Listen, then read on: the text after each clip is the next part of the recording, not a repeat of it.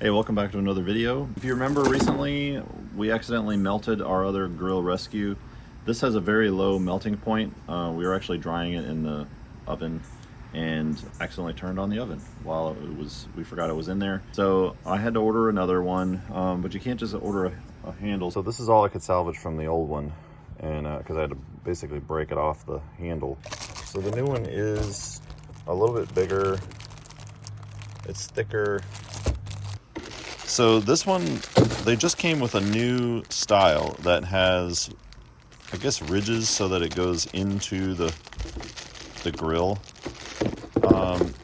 It came with two, but look at how, like, this is completely crooked. They didn't even sew this right.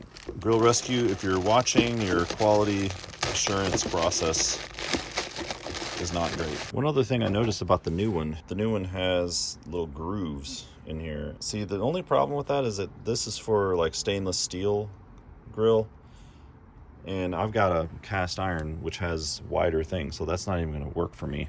So this goes on the same way as the other one. Just snaps in there like that. And then the one thing I'm concerned about this is I hope I don't have to clean inside each of those little groovy things.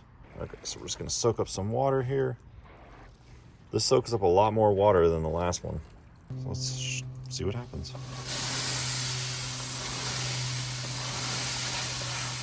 Let's do this again. Really gotta soak up a lot of water.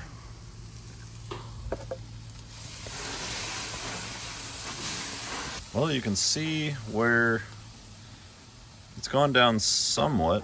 I mean, it looks like it did a good job. Okay, it's another day. I'm gonna try this out again. I've got both the egg and my Weber ready to clean here. Man, makes a lot of steam.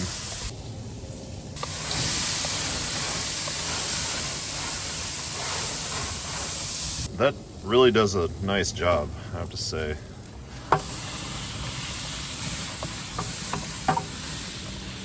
Actually makes more ash than anything.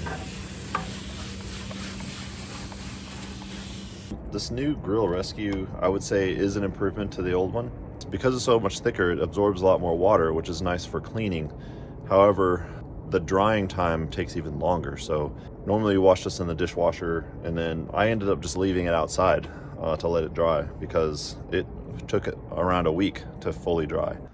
All right, one other thing I guess I would list as a disadvantage is because you're putting so much water in there, you can see that water just comes straight down, and that is going to, depending on how much you use, is going to go straight into your grease trap. So this could actually end up rusting prematurely. Just something to keep in mind, not a big deal. But other than that, I'd say it's, you know, you can't go wrong with either one. I'd still recommend this if you're looking to get something. It's still better than the wire scrapers or any of the other scrapers I've ever tried. So thanks for watching.